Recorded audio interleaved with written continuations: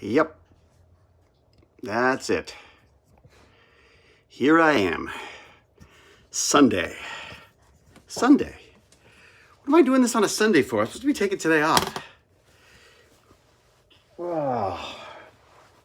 But that's it. That is it. The Sunday exercise is done. Woo. I wasn't planning on doing this, actually, I gotta say. I was not planning on this. All right.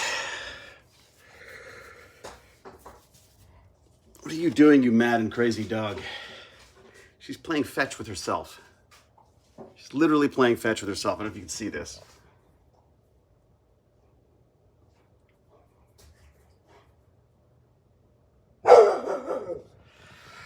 It's my crazy dog. It's my crazy dog looking for attention. Sup, David? Superior Dave. You are the Superior Dave, apparently. I wasn't going to exercise today. I wasn't going to. I was not going to do my burn alarm, but I did. I don't know why. I just felt like I felt like one day off was great. Saturday, didn't even think about it. But then today, I just started lagging, and I was thinking, like, you know what? I got to get myself on the torture device. And of course, it's driven the dog mad because it doesn't like me away. Mad and crazy things. It's true. Hello, David. Hello, Marcos. Hello, Superior. Hello, Opal Mist. Hello, Crazy Nut Denmark. Hello, Alex. Who else we got in here? Oh, stop messing around with the phone. Lindsay, Rachel. Hello, everybody. Yeah, I won't be long today. I've only got I got about 20 minutes or so before I got to run off. But I did want to make sure that I recorded the fact that I have actually done some exercise today because I want to make sure I get credit for it. Another Burn and Learn back on Cyber Spies with God. What was the name of the author there? I have it written down somewhere. I wrote it down because I always keep forgetting it. It's a simple name. The name is Gordon Carrera. Gordon Carrera, Cyber Spies. Is that right? Is that the right name? Yeah, Cyber Spies. Great book. Listen to it in the audio version. And right now we're sort of post 9/11 and the beginning of basically the NSA sucking up everyone's information as a way of trying to find. They're saying, like, if you want to find a needle in a haystack, you got to have a haystack first. So they're at this point in history now where they are splitting fiber optic cables to copy the messages and of course now spying on Americans as well as everyone else, and kind of a dark time for American history, I guess. But at the same time, it's fascinating. It's fascinating both how they do it, why they do it, and as I say, it's just something. This whole cybersecurity stuff and hacking and. Well, way back to the phone freaking days. I mean, I remember in high school, the coolest thing you could do is get telephones on the Toronto transit system to ring or to trick phones into making calls without putting a dime in it, because that's when it was. It was a dime back then. Were you affected by the Peloton recall? No. What was that about, Opal Mist? I've got my thing is like, well, first off, my thing is 20 years old. My torture device is 20 years old. I researched the hell out of it. And I'm glad I got what I got, even though it weighs a freaking ton. I mean, it really is the heaviest machine I've ever seen, or anyone else has seen for that matter. And it's made by a company I think it's called Smooth Fitness. And like I say, I've had it for 20 years. Like, I mean, I'd love a new one, but it's working. So I feel like, I'd give it a little paint job to make it look a little better and stop some of the rust. Because, I sweat all over it. It's gotta be like having an alien, drooling on it. Hello from Sydney, Australia. Hello, Australia. God, we're just talking about heading out to that neck of the woods, Sarah. My wife's got a couple of movies that she's co-proing in New Zealand. I think there might be an Australian connection as well. But so I was looking into ways of possibly getting out there as well and hanging out with her while she's there. What a world we live in. Yeah, no kidding, Marcos. It's a crazy, crazy world. They say, may you live in interesting times, and we are certainly been living in interesting times. It's crazy. It's been 22 years since 9/11. Yeah, I remember it very well. It was one of the first. It was strangely, I mean, obviously horrible time, horrible loss, horrible,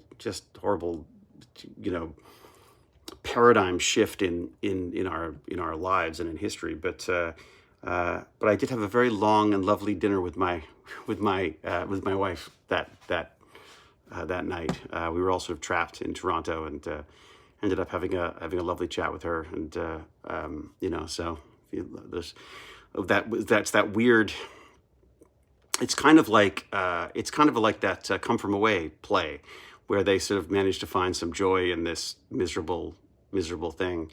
But yeah, it's. I mean, it's weird. I hadn't. I mean, I've been listening to the book, the Cyber Spies book, all about the technology and stuff behind it, and it's funny. It's not until I sit here and actually talk to people about it do you suddenly sort of realize, again, the I just the impact that's had. Like I remember my father saying that he said. I remember him. I mean, he's always a bit. My dad's. I always felt my dad was a bit overdramatic, but the problem is he's also always right.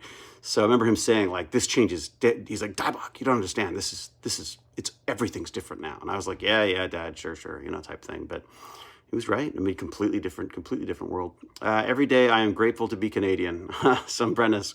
Well, good. Well, make sure you vote and make sure you keep Canada as best as it can be because we've got our own problems too. That's for sure.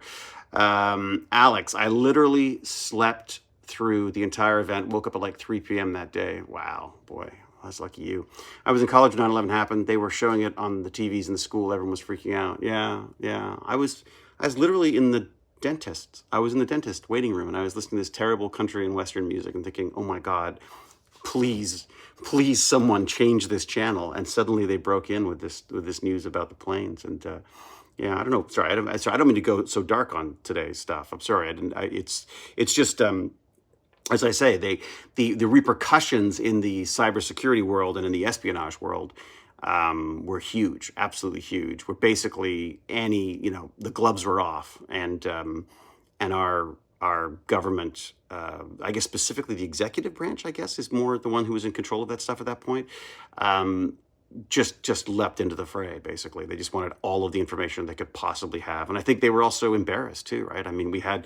It's a bit like Israel now, where you have the most sophisticated systems for protecting your people. You think, and you've spent so much money, and you are so sort of proud of what you've created, and then, as always, someone figures out a way around it, or someone does something you're not expecting, or someone does something in a way that you're not expecting. After 9/11, could not carry a water bottle on planes. No, I know it. Isn't that funny? Like, I mean, I remember the low-key key. I remember like running to make planes just as they were leaving, and you waving your boarding card, and you could fly anywhere without ID. And it was bizarre. I also remember being able to smoke on planes, but even I didn't do that. Even as a smoker, I didn't smoke on planes. The smoking section was just revolting. Even Canada's struggling with inflation right now. Tough times, sadly. The weird thing, Victor, is we just got back from Paris, and I swear to God, food was cheaper in Paris than it is in Toronto. Toronto is so expensive, and I don't know exactly what we're paying for. I mean, I guess we're a big country. It takes a lot to travel stuff around, but I do feel like aren't we in isn't there like a breadbasket somewhere around here that of agriculture in Ontario that we should be? I feel like we should be paying less for this stuff. But yeah, I feel like there's a lot going on in Canada. It has been my home for a long time. I grew up here. I was born in England, but I grew up here. And then I went and lived in the States for a while. We've lived in England for a while. We lived in Point Roberts for a while. We lived in Los Angeles for a while. So Washington State and California State. My son's school here. My son's friends are here. And I don't think we're going to be going anywhere before until he's finished his school. So, but that's only a couple of years. I mean, we were talking about that today. Jan and I went out for a nice long dog walk while the sun was shining.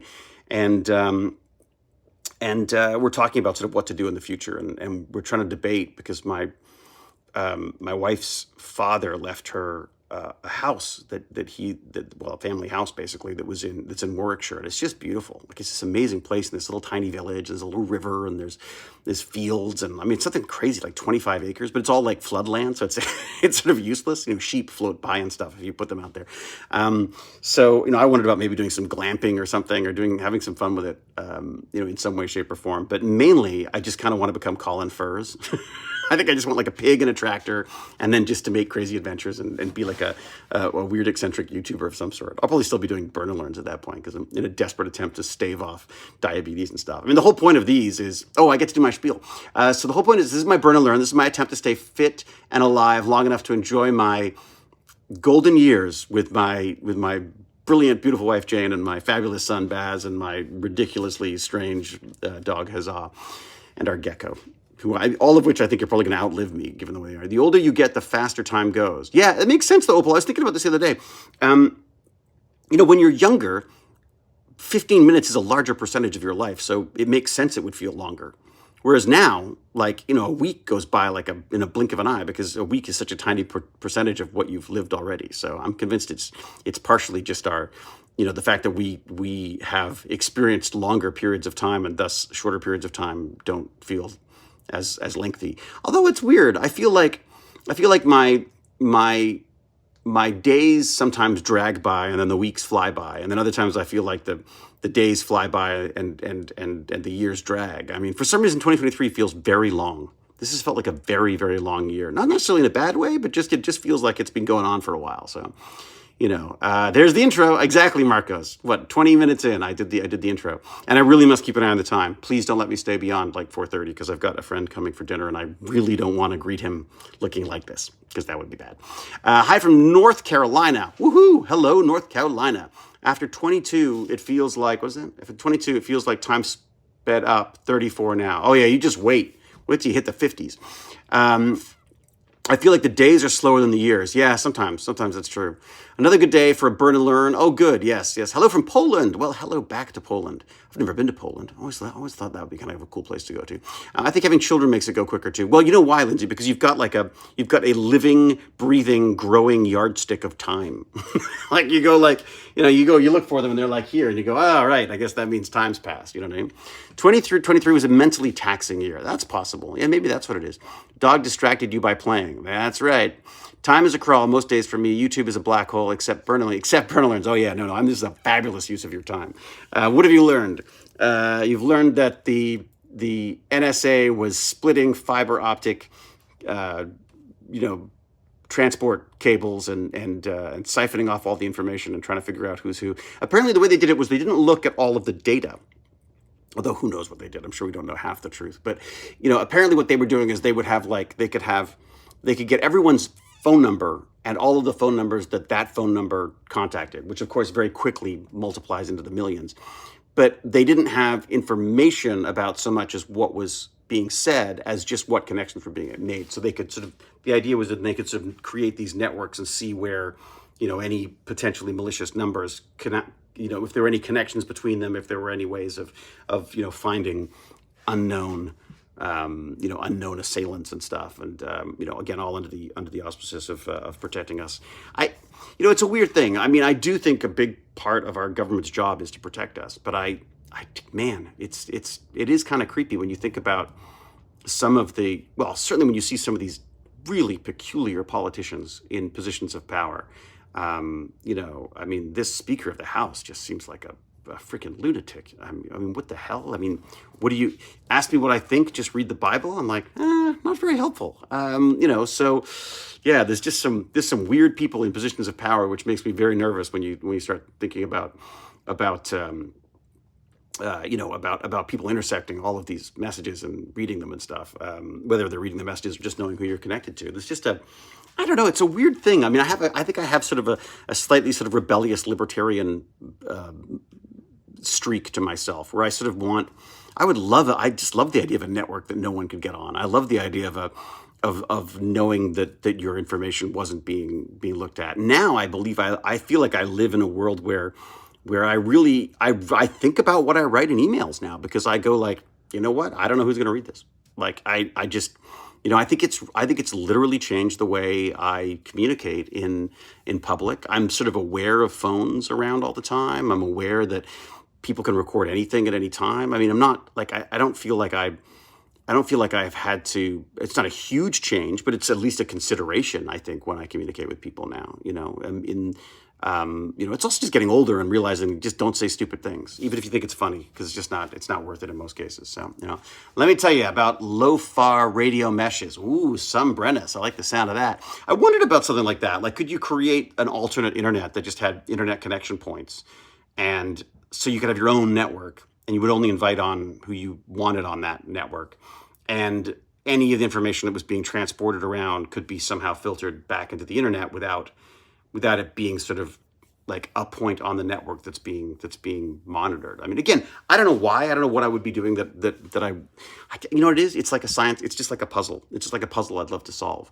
Well, Sunbrenna, sounds like we'll be talking about low-far radio meshes.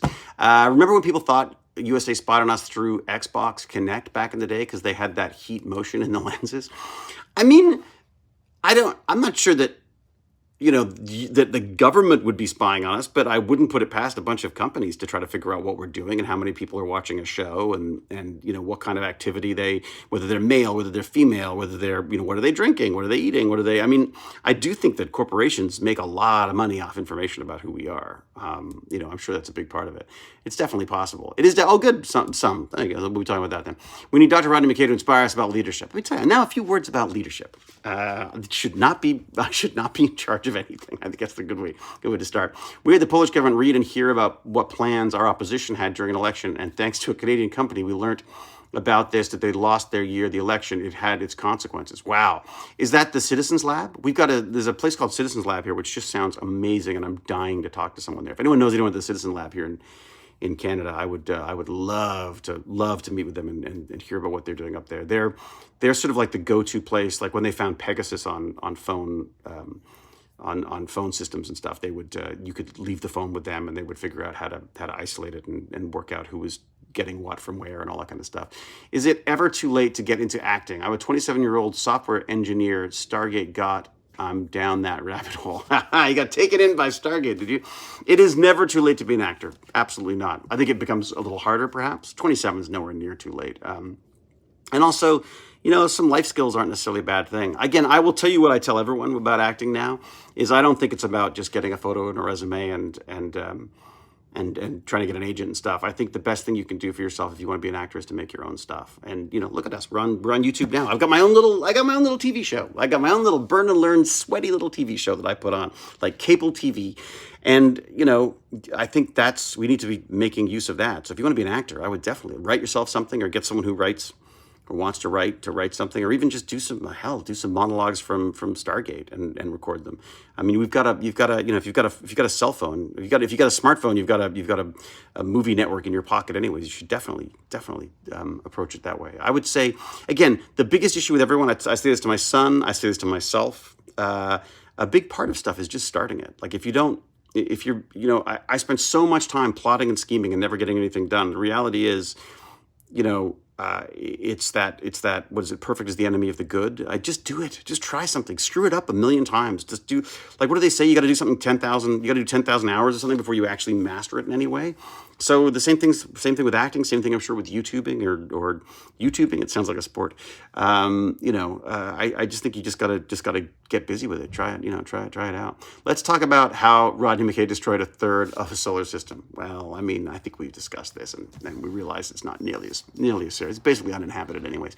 Hello, Tammy. How are you? How was your fantastic wedding? I imagine it was amazing. Think of Ben Browder. I love Farscape. Yeah. Browder's amazing. Have you seen his Doctor Who? He's amazing in Doctor Who too.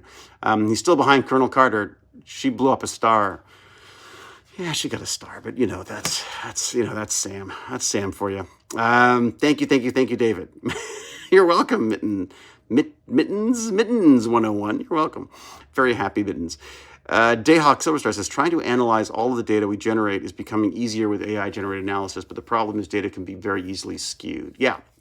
Well, it's the garbage in, garbage out problem, right? If we've got systemically, systemically biased data of any sort, that's only going to get you that will come out in the analysis as well. And so it's interesting watching these companies trying to sort of put a finger on the scale with stuff to try to balance out some of the obvious issues that we have with the data we've been collecting over the years.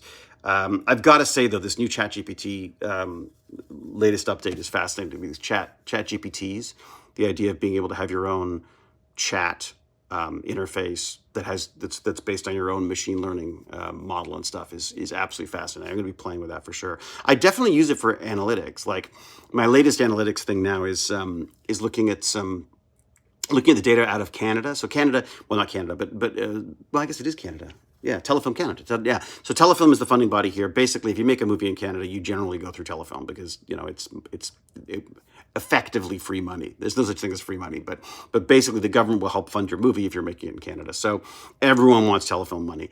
I went back and got a list of all of the money that they've given out in the past. I don't know, what is it?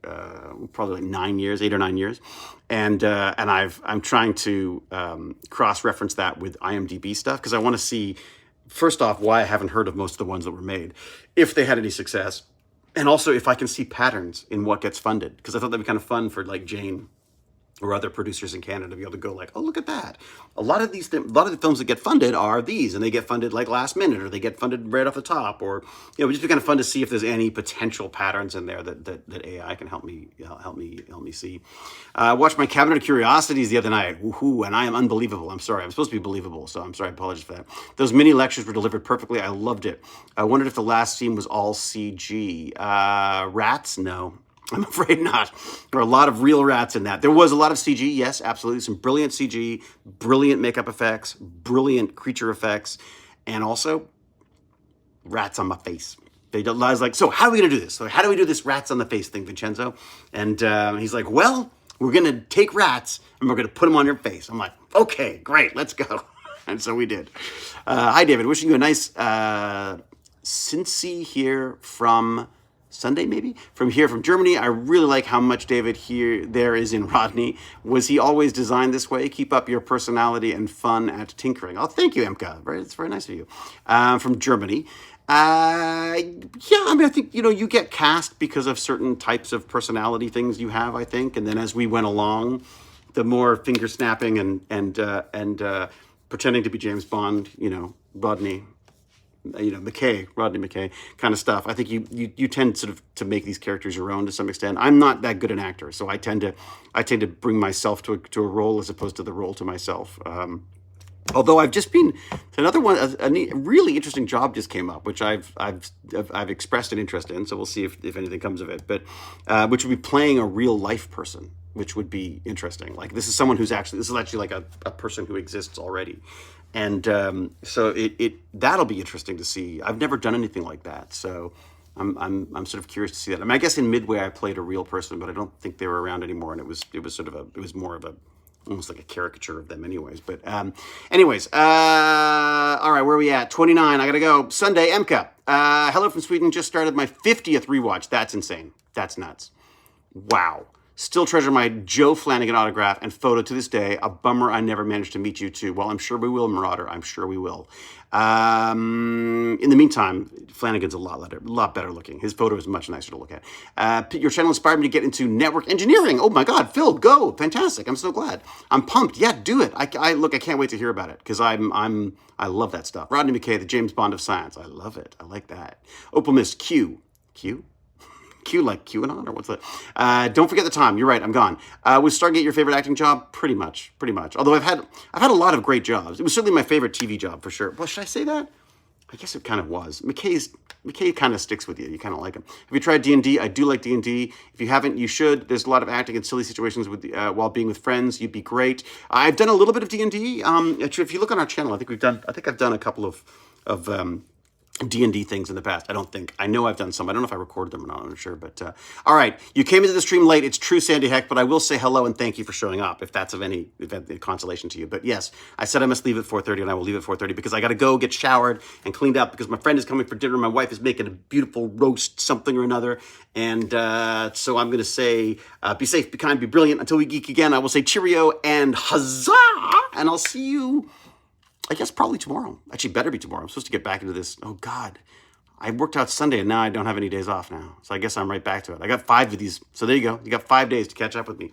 Plus, I'm going to talk to Lance, Gimpy G, tomorrow. I'm going to have a chat with him. We might even do that live. I'll have to check with him, see what he wants to do. And sorry about the mic today. I didn't bring the microphone with me, so the sound's probably not as good as it has been. So, all right, out of here. Bye. Cheers.